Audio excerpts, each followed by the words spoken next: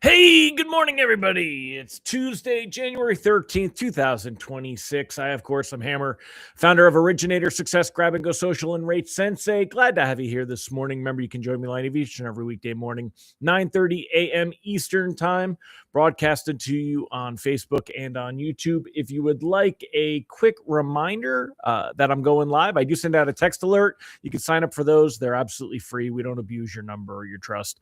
You can sign up for those at hmmr.io/reminder or use this cool QR code over here. If you're currently on your phone, go ahead and take a screenshot and then go back and use that screenshot to access it later. So if you're here this morning, say good morning. If you're watching on the replay, don't forget, give me hashtag replay in the comments. Always appreciate you being here. Remember to smash that like button, maybe tag an originator friend if you're on Facebook. Your comments are what keep the engagement going. So make sure you're on here and you're vocal. Always appreciate you doing that. Let's go ahead and say hi to the live folks and we'll get started in just a minute. So who do we got here this morning? We got Mallory Fotiadis. Good morning. We got Nicole Semerad and Rob Smith. Great to see you here. Megan Bissell and Tammy Metzger. Good morning. Mike Tebow out there in Michigan. We got Debbie Richardson. Ron Siegel said, I thought you forgot us today. I did, dude. I was actually looking up tub surrounds for my kid's bathroom and totally lost track of what time it was. So, good morning, friends. Just for Hammer, it's National Rubber Ducky Day. For the rest of us, it's National Peach Melba Day. Peach Melba is awesome. As far as those rubber duckies go, remember, I'm a Jeep guy, and at some point it became in fashion to have those little rubber ducks on your dashboard. Now, I'm not judging anybody else that wants that, but yeah, not my scene. Not my scene. I'm not a big ducky guy. Don't like them ducks. So you got that one. Charlie Badita, good morning. Great to have you here. Thank you so much for joining. Anyone else that I missed, say hello. Allison Foy, great to see you. Mike Morano, good to have you here. And hope all is well in all of your worlds. All right, well, let's go ahead and take a look at where we're at this morning. We will go ahead and jump right in. Let's start with the technicals. And let me pull up the screen and we'll go over that together. Pull up Presentify real quick here. All right, so taking a look, you can see mortgage-backed securities currently up 19 basis points on the morning. That's a nice start to the day. Let's go ahead and zoom in a little bit and go over what we saw yesterday. Quick recap. We'll start off with a quick recap of where things went yesterday. Taking a look here yesterday, things were pretty calm until about 2 o'clock Eastern time.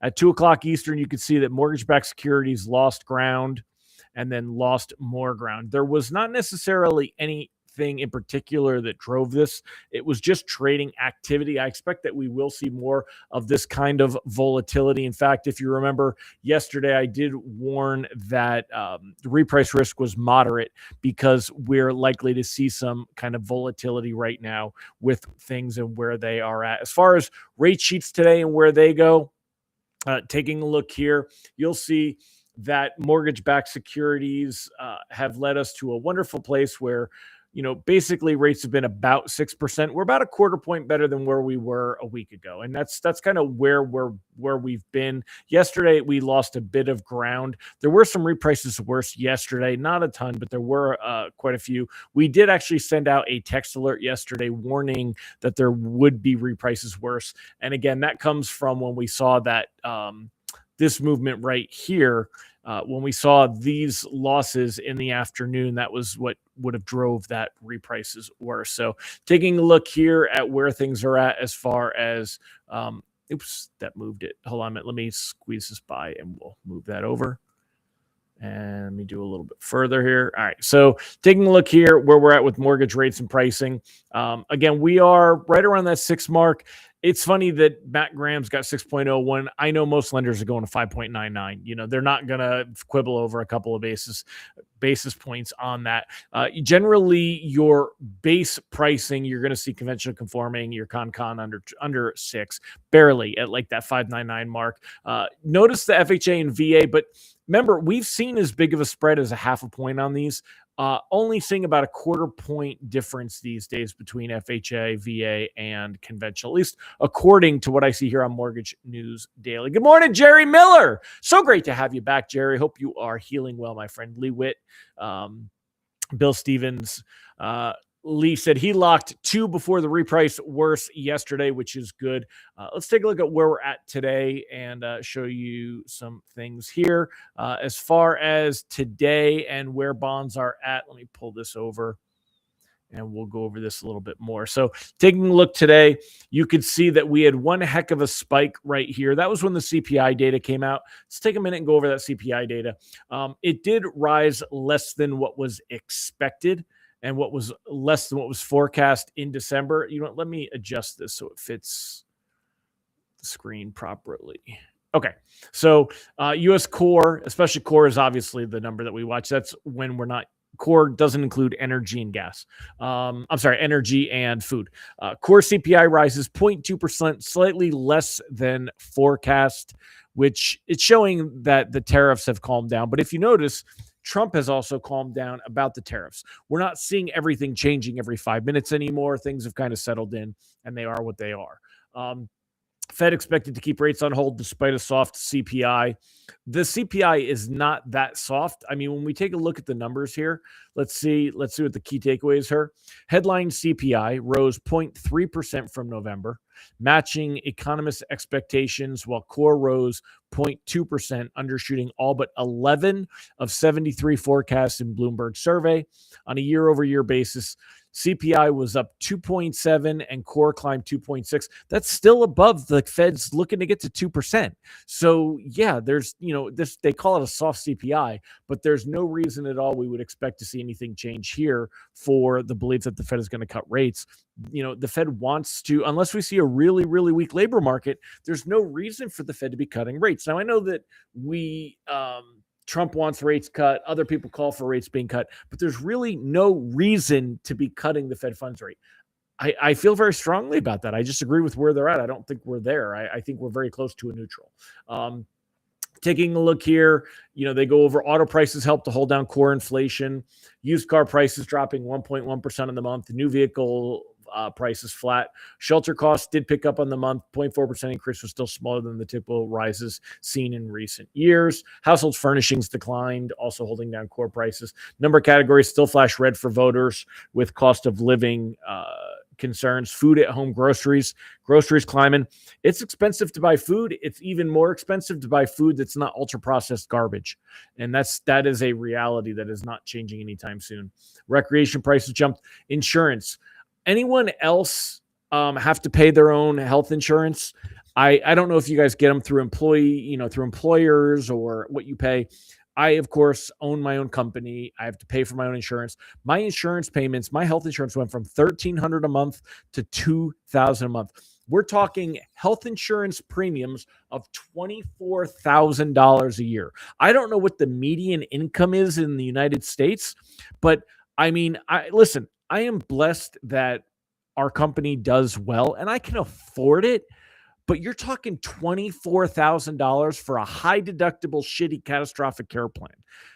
These things are insane. So I wish instead of all those fancy posts that Trump puts out there on Truth Social, I wish they would turn around and ream these health insurance assholes a new one, and these health care premiums and the other stuff. The ACA did get pushed, by the way. So still getting it. And I am a fan of the ACA and subsidizing. I'm for subsidizing because non-subsidized healthcare at $2,000 a month, who can afford that? I can afford it, but who else? What average American, even my son, he's running his own company. If he didn't have subsidized healthcare, their healthcare for two of them is like, it's ridiculous, y'all. So anyway, it's a broken system. So getting back on track though, staying on what we're at here. The CPI did come in good. It gave us a bit of a boost, and you see that here.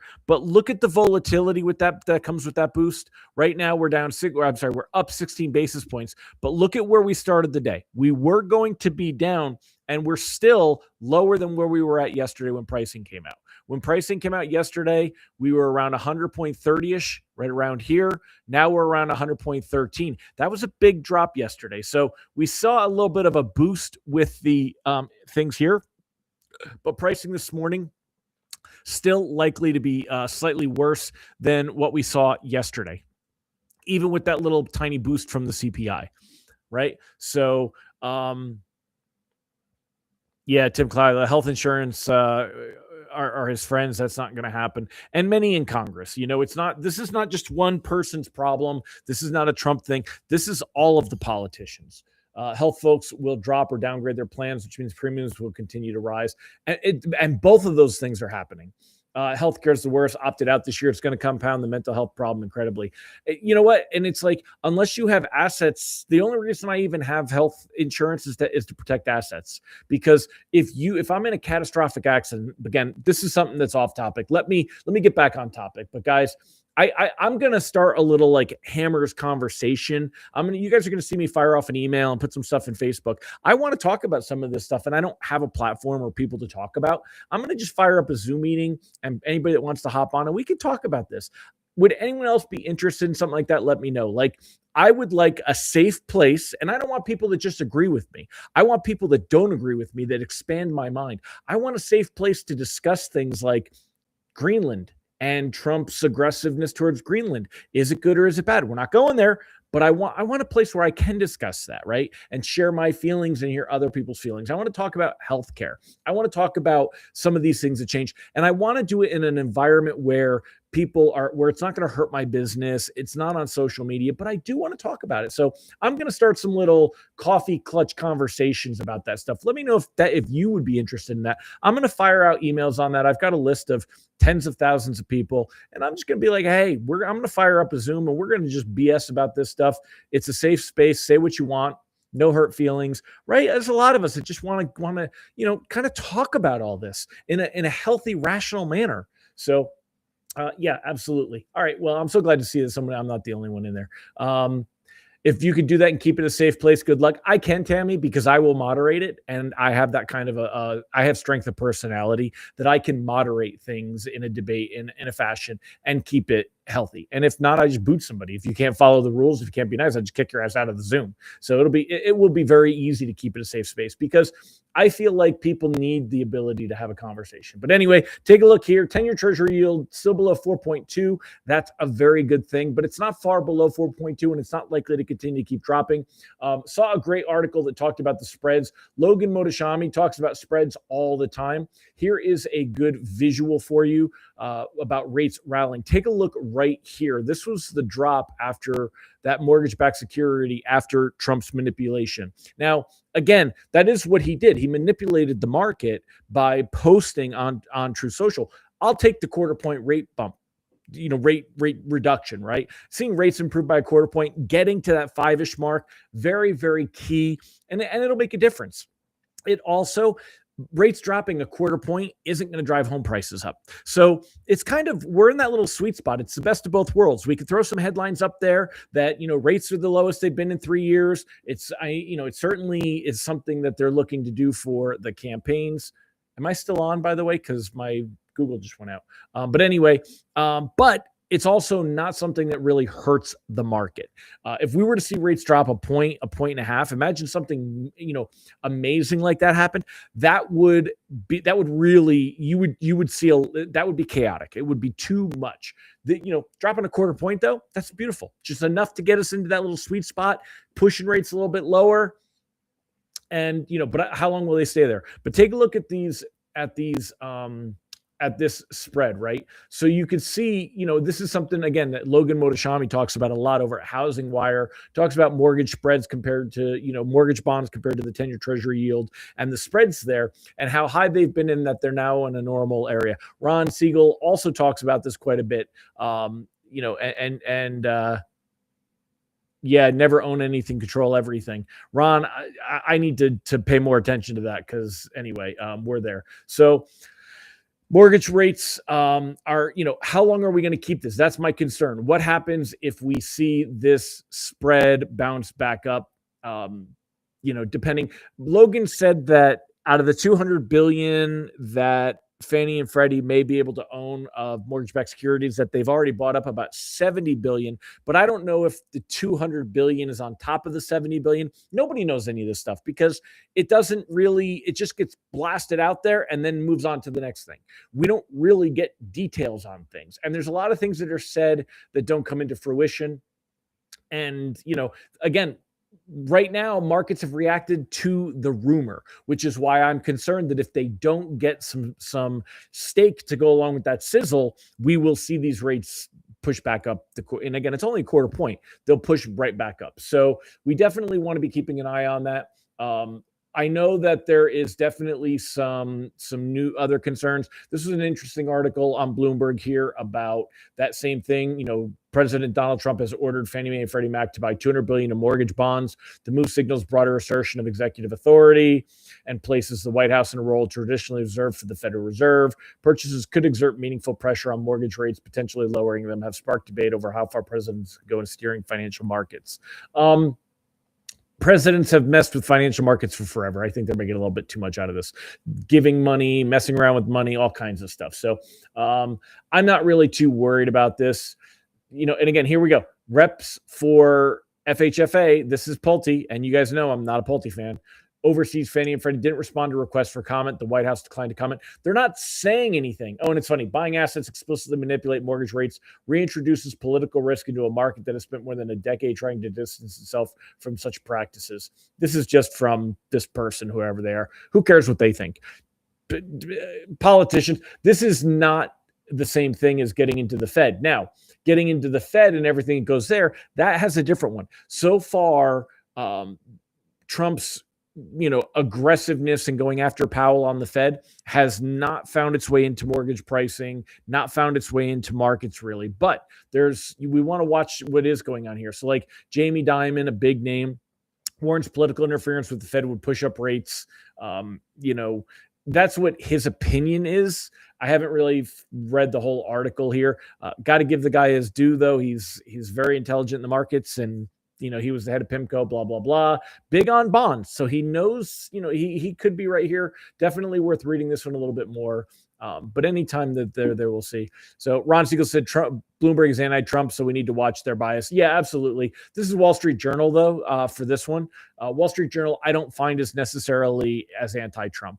I think Wall Street Journal is one of, depending on it, what I do like about Wall Street Journal is they at least, they show that when they have an opinion piece, it's an opinion piece.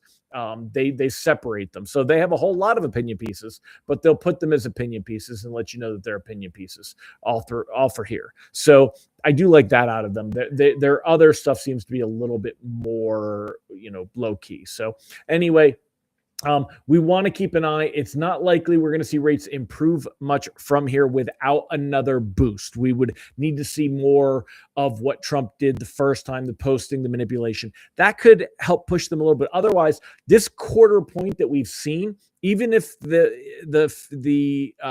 FHFA, Fannie and Freddie, the GSEs, even if they do buy up the bonds, this should be about the difference that we would see is about a quarter point. It's not going to push rates that low. It's not quantitative easing. We've talked about this. Other people have talked about this. It's nowhere near the same. It's not a long-term buy down. It doesn't get coupled with other things. It's not QE. It's not going to push rates a point lower. Basically it gave them a boost. It helped to shrink the spreads. If we keep the spreads that low, remember, 10-year treasury yield did not change. So when we talk about the spread, we're talking about the difference between the mortgage bond pricing and 10-year yield pricing or 10-year treasury pricing.